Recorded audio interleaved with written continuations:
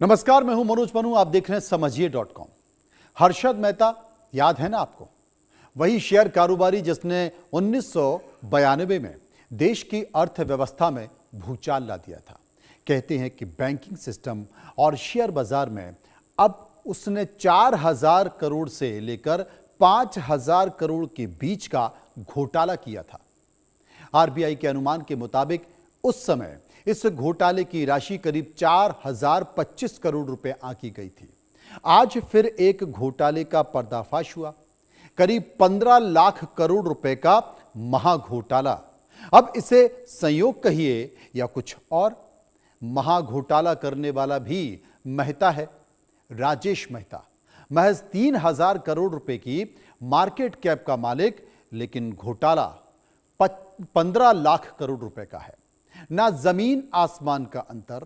समझिए.com में आज हम ये समझने की कोशिश करेंगे कि कैसे राजेश मेहता ने देश का अब तक का सबसे बड़ा घोटाला किया है, जिसके सामने हर्षद मेहता का घोटाला कुछ भी नहीं है।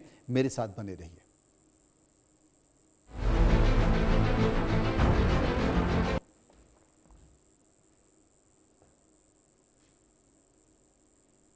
तो क्या कोई कंपनी कागजों पर 15 लाख करोड़ रुपए के कमाई का झूठा पहाड़ खड़ा कर सकती है?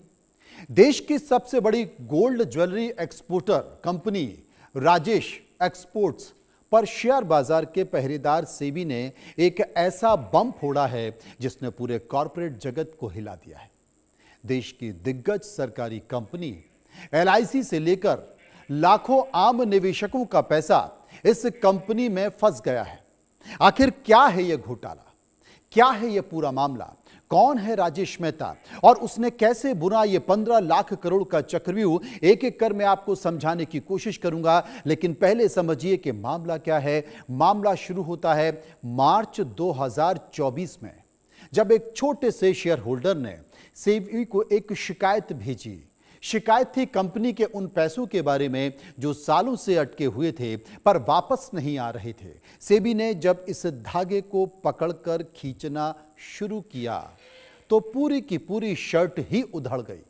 सेबी ने एक फॉरेंसिक ऑडिटर बिठाया ताकि कंपनी के खातों की गहरी जांच हो सके। जब जांच टीम कंपनी के दफ्तर पहुंची तो कंपनी की तरफ से कथित तौर पर जांच में रोड़े अटकाए गए, लेकिन डिजिटल दौरे में यह डेटा कहां छुपता है। जो सच सामने आया उसने भारतीय कॉरपोरेट इतिहास के सारे बम फोड़ दिए, सारे रिकॉर्ड तोड़ दिए। यकीन मानिए, राजेश मेहता कौन है? अब आपको भी यह लगेगा कि भाई इस देश में ऐसा कौन सा महान आदमी है जो 3,000 करोड़ रुपए की कंपनी को 15 लाख करोड़ रुपए की दिखा रहा है और अंतरराष्ट्रीय कंपनियों की आंखों में धूल झोंक रहा है। आपको मैं बता दूं कि जनाब, यह महज शुरुआत भर थी। फिर सेबी ने जो खुलासे किए उसने सबको सकते में डाल दिया। मार्च 2024 में शेयर धारक की शिकायत पर जांच शुरू हुई। जांच के दौरान सेबी को कंपनी के द्वारा दिखाए गए राजस्व और उपलब्ध दस्तावेजों में बड़ा अंतर दिखाई दिया और यहीं से शुरू हुआ 15 लाख करोड़ रुपए के कथित राजस्व के हेरफेर का मामला। सेबी ने जून 2026 में राजेश मेहता और कंपनी के शेयर बाजार में ट्रेडिंग करने पर अंतरिम रोक लगा दी।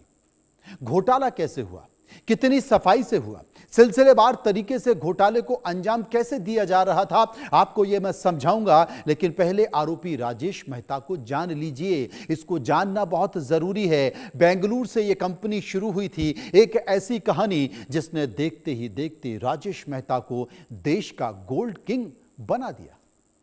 राजेश एक्सपोर्ट्स एक ऐसी कंपनी जिसका नाम दुनिया की सबसे बड़ी फॉर्च्यून 500 कंपनियों की लिस्ट में शामिल रहा। सोने को रिफाइन करना, गहने बनाना और उन्हें दुनिया भर में बेचना इनका मुख्य बिजनेस था। स्विट्जरलैंड की एक दिग्गज गोल्ड रिफाइनरी बेलकाम्बी को खरीदकर राजेश मेहता ने पूरी दुनिया को अपनी धाक जमा दी। लेकिन किसे पता था कि सोने की इस चमक के पीछे एक ऐसा बही खाता तैयार हो रहा है जिसे देखकर खुद सेबी की आंखें भी फटी रह जाएंगी। सेबी भी आश्चर्यचकित रह जाएगा और वो ये देखेगा कि ये चल क्या रहा है। अब आते हैं राजेश मेहता की हेरा फेरी पर। हेरा फेरी फिल्म तो आपने देखी होगी, बहुत छोटी सी थी, लेकिन राजेश मेहता की जो हेरा फेरी है उसके घपले की कहानी क्या है, सेबी क्या दावा कर रहा है, वो सभी आपको समझाता हूं।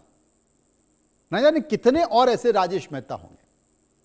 सेबी का आरोप है कि कंपनी, ये जो राजेश मेहता की कंपनी है, इस कंपनी ने अपनी विदेशी यूनिट्स, खासकर स्विट्जरलैंड स्थित बेलकेम्बी से जुड़े राजस्व को खूब बढ़ाया और खूब बढ़ा चढ़ाकर पेश किया।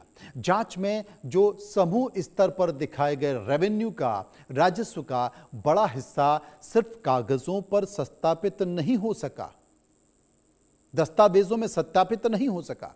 कुछ कथित ऐसे कारोबार सामने आए जिनके समर्थन में जो बैंकिंग रिकॉर्ड है या व्यावसायिक दस्तावेज हैं वो मिले ही नहीं।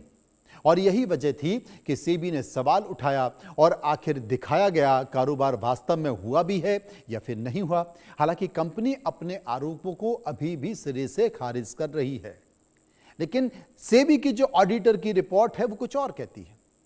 जनाब, फर्श से अर्श पर पहुंचा कैसा राजेश, यह भी समझने की जरूरत है। राजेश मेहता की कंपनी राजेश एक्सपोर्ट्स लिमिटेड 1995 में शेयर बाजार में लिस्ट होती है। मेहता का यह छोटा सा परिवार का बिजनेस था। बीते करीब 3 दशक में राजेश मेहता ने इस कंपनी को दुनिया की सबसे बड़ी गोल्ड प्रोसेसिंग और एक्सपोर्टिंग कंपनियों में तब्दील कर दिया। राजेश मेहता की कहानी भी बहुत रोचक है, यकीन मानिए। कैसे रोचक है वो भी मैं आपको बता दूं। जन्म तो इनका बेंगलुरु में हुआ था, एक कारोबारी परिवार था, उसमें जन्म हुआ। बेंगलुरु के नेशनल कॉलेज में उन्होंने पढ़ाई की और 1998 में 1998 में जो उनके भाई थे प्रशांत मेहता, वो उनके साथ अपने पारिवारिक बिजनेस में जुड़ गए। परिवार को रिटेल ज्वेलरी का कारोबार था।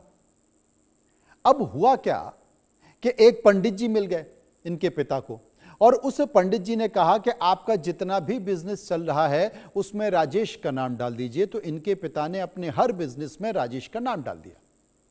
महज 2 साल में दोनों भाइयों ने बड़ी छलांग लगा दी। देश की पहली organised gold jewellery manufacturing facility शुरू की और 1991 में फिर रिसर्च एंड डेवलपमेंट सेंटर खोला। 1994 में राजेश एक्सपोर्ट देश की नामी कंपनी बनी और देश की सबसे बड़ी गोल्ड ज्वेलरी एक्सपोर्ट करने वाली थोक विक्रेता कंपनी बन गई, राजेश एक्सपोर्ट। अब जब इसकी शिकायत हुई, एक सज्जन ने शिकायत की, तो सेबी ने जांच की। जांच में सेबी को मिला क्या, यह भी समझने की जरूरत है। देश दुनिया में जो चूंकि खुद को राजेश स्थापित कर चुके थे, उनकी बड़ी कंपनी हो गई थी, लेकिन चूंकि इतनी बड़ी गोल्ड मैन्युफैक्चरिंग कंपनी, और जब उसकी शिकायत सेबी को मिली तो सेबी ने सीधा हाथ नहीं डाला कि भाई इतनी बड़ी कंपनी है, सीधा हाथ डालेंगे 15 लाख करोड़ रुपए, 15 लाख करोड़ से बड़ी कंपनी। तो सेबी ने क्या कि सावधानी बरती और फूक फूक कर कदम रखना शुरू किया। भाई इतना बड़ा व्यापारी है 15 लाख करोड़ का, तो पता नहीं कहाँ क्या कैसे तार जोड़े होंगे। अगर सेबी इंक्वायरी शुरू कर दे, कोई अधिकारी गया तो पता नहीं उसका क्या होगा।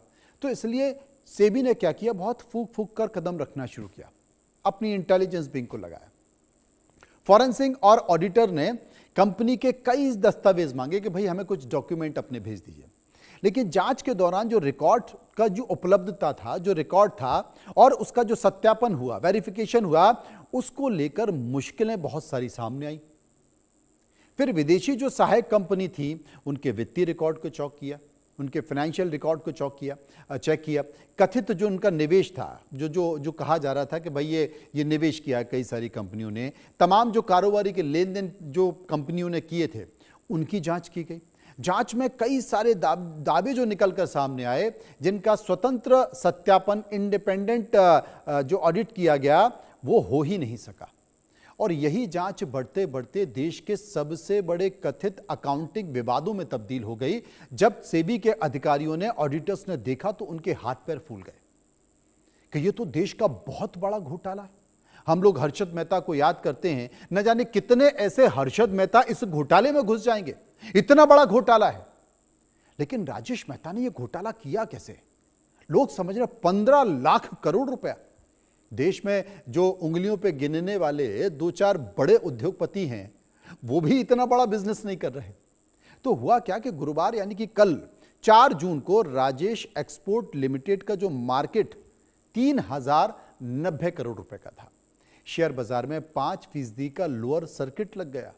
राजेश मेहता की ये कंपनी ने जो गड़बड़ी की, वो कोई बैंक से पैसा लेकर नहीं, भागने वाली गड़बड़ी नहीं थी, बल्कि उन्होंने अपने बिजनेस में, कारोबार में हेराफेरी की।